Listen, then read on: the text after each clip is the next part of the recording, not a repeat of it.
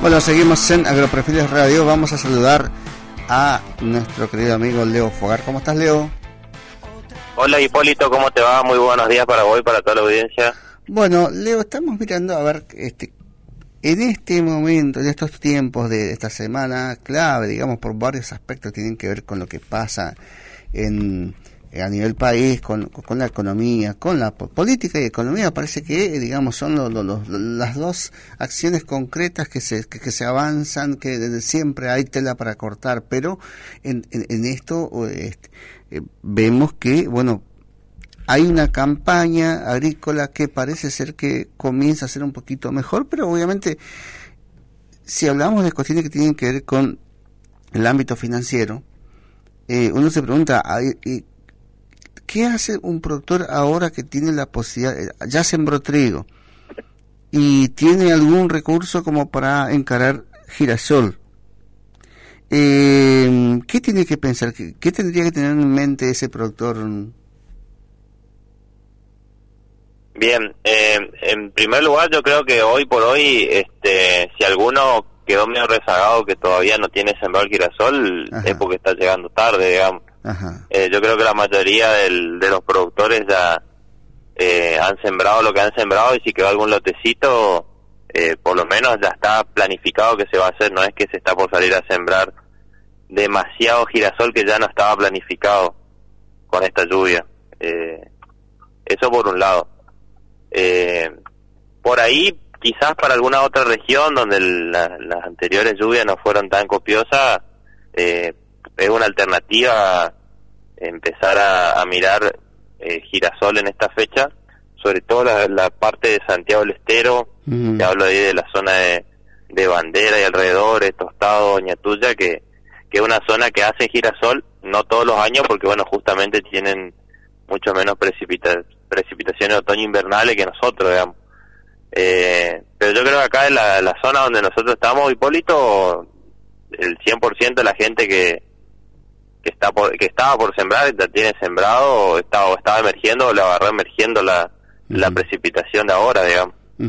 Lo cual es altamente positivo, digamos, por todo lo que implica el proceso de desarrollo de un cultivo como es justamente el girasol, ¿no? Ahora, sí.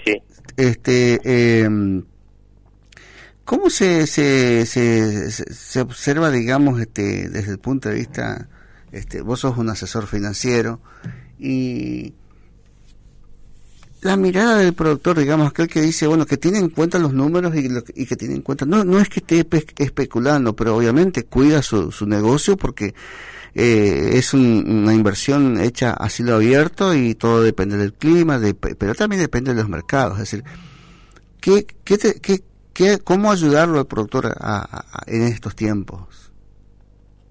Bueno, por ahí en el girasol es un caso más particular, porque estamos hablando de un specialty, no depende de un mercado mucho más chico que si hablamos de trigo o soja y maíz. En el caso del trigo, por ejemplo, el mercado tiene la posibilidad de hacer coberturas de precio con mercado de futuros, o también hay un mercado de opciones para trigo, que es muy chiquito, pero existe, que aún así igual no es algo que se utilice mucho. O sea, si de por sí se ocupa poco el mercado de futuro y de opción argentino, lo que más se ocupa es soja de maíz, digamos. O sea, trigo siempre queda totalmente a un lado. Claro. Es un poquito la realidad en cuanto a mercados. Y en cuanto a la otra parte importante, es la parte de financiamiento de insumos, donde hoy, por ejemplo, tenemos posibilidad, como pertenecemos al sector exportador, la parte agrícola hablando, tenemos posibilidad de sacar créditos en dólares a tasas que no son iguales a las que veníamos acostumbrados hace algunos años, porque bueno, al no existir más el cepo cambiario, no se consiguen más tasas del 3, 4, 5, 6% en dólares. Estamos hablando de tasas que van de entre el 7 al 10% en dólares. Pero si uno lo compara contra la tasa de interés en pesos, que es muy elevada, tenemos posibilidades, siempre y cuando exista la liquidez, de por ejemplo armar una tasa sintética en dólares, donde uno compra hoy una letra, un plazo fijo, un bono dual que ajusta por tasa Tamar, donde obtiene tasas de rendimiento muy elevadas, ejemplo 60%, y compra dólar futuro y se hace una tasa sintética en dólares que ronda un número que va entre el 12 al 20% en dólares, ¿sí? Te estoy hablando de algo que no existe en otro país, y saca financiaciones en dólares al 10% en dólares.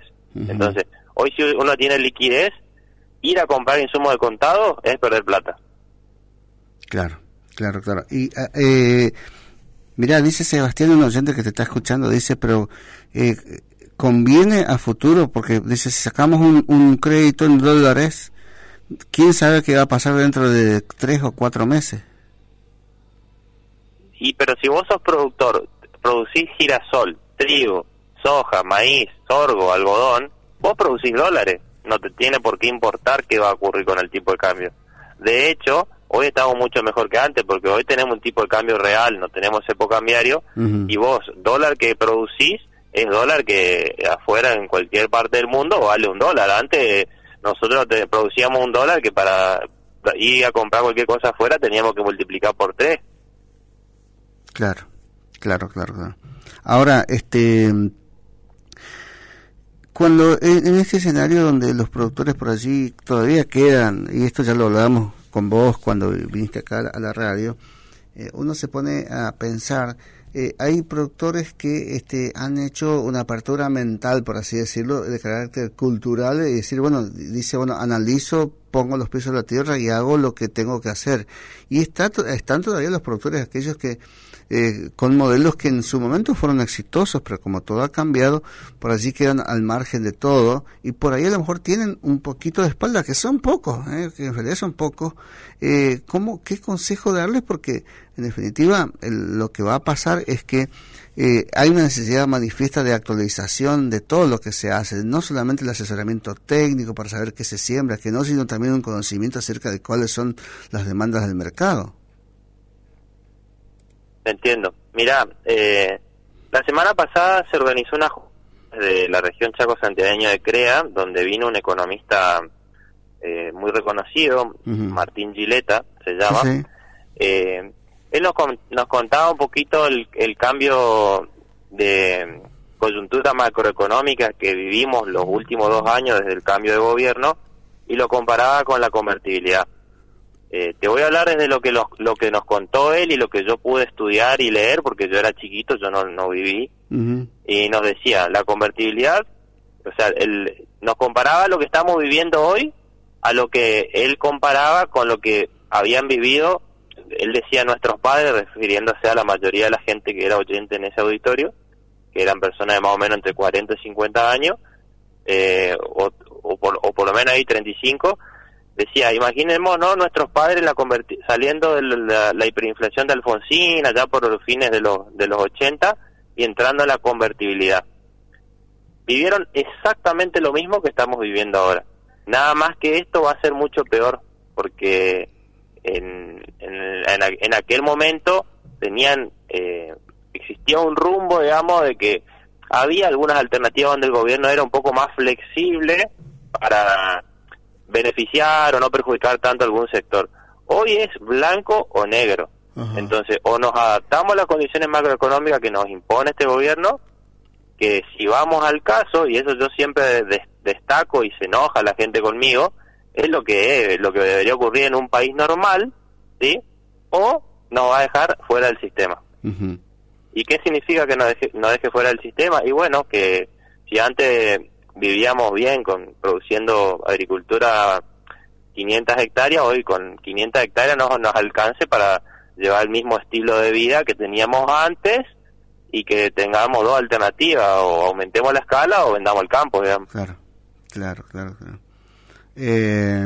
Ahora, esta ecuación, digamos, que se hace, Leo, digamos, parece ser algo tan natural, pero que evidentemente hoy quedarse fuera del sistema implica directamente desaparecer como productor, y que el productor va a tener que buscar algún tipo de alternativa que tampoco la tiene, con los esquemas de antes, es decir, esos esquemas que, bueno, que cada uno hacía lo que podía, y hoy se piensa en el asociativismo, se piensa en buscar la manera de achicar costos, de mirar una tablita como vos aconsejabas el otro día acá, anotar cuánto te ingresa, cuánto tenés de erogaciones en todo concepto, y ver de qué manera podés llegar a reinvertirte. Cuando vos tenés en claro que el productor, cuando tiene un margen de ganancia, lo primero que hace es invertir en fierros, porque es lo que hace, es por lo que le sabe hacer, y es porque todo el día está sentado sobre esos fierros y quiere tener un poquito más de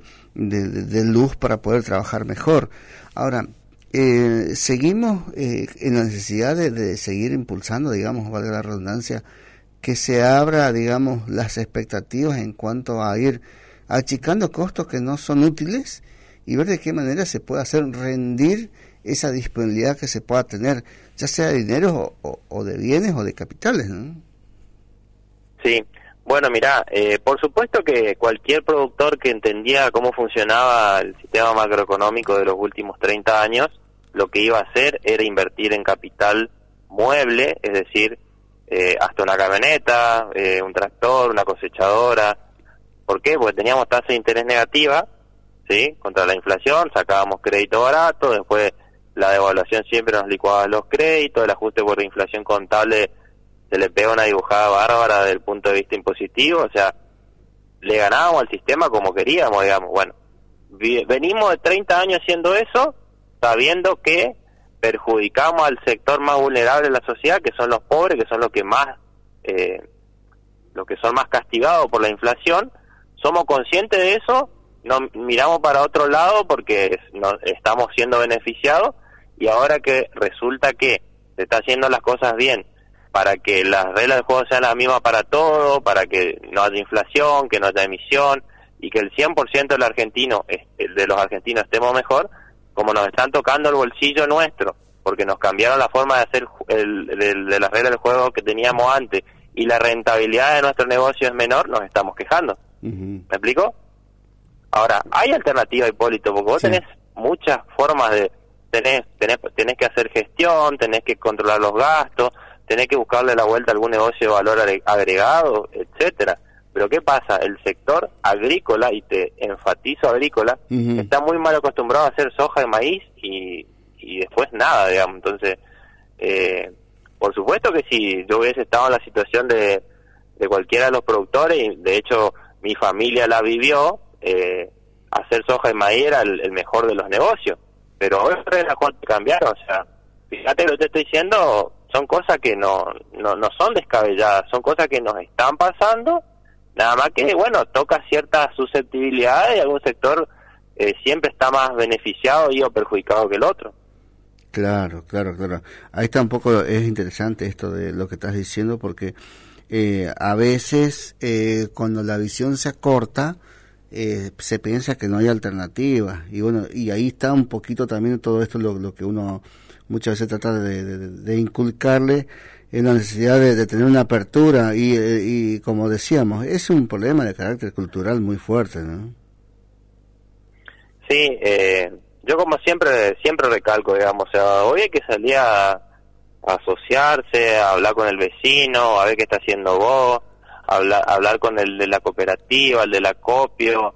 Dejemos un poco eso de estar en la casa esperando que venga la lluvia y mirando cómo crecen los cultivos nomás, porque hoy hay que salir a buscar los negocios desde el centavo de dólar, digamos, ¿no?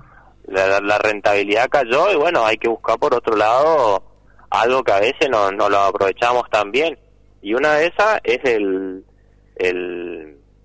la situación crediticia de cada uno, tener las carpetas al día para que te den crédito, que son cosas básicas que a la mayoría de los productores siempre les pasa lo mismo. Esperan que estén con la soga al cuello para salir a buscar los papeles al contador para llevar al banco para ver si hay un crédito. Siempre estamos actuando en función de la enfermedad, nunca en función de la prevención. Claro, la salud. Tal cual, clarita la definición, Leo. Te agradezco mucho, te mando un abrazo y la semana que viene seguimos charlando. Un gusto, Hipólito, que andes muy bien. Gracias, mi amable.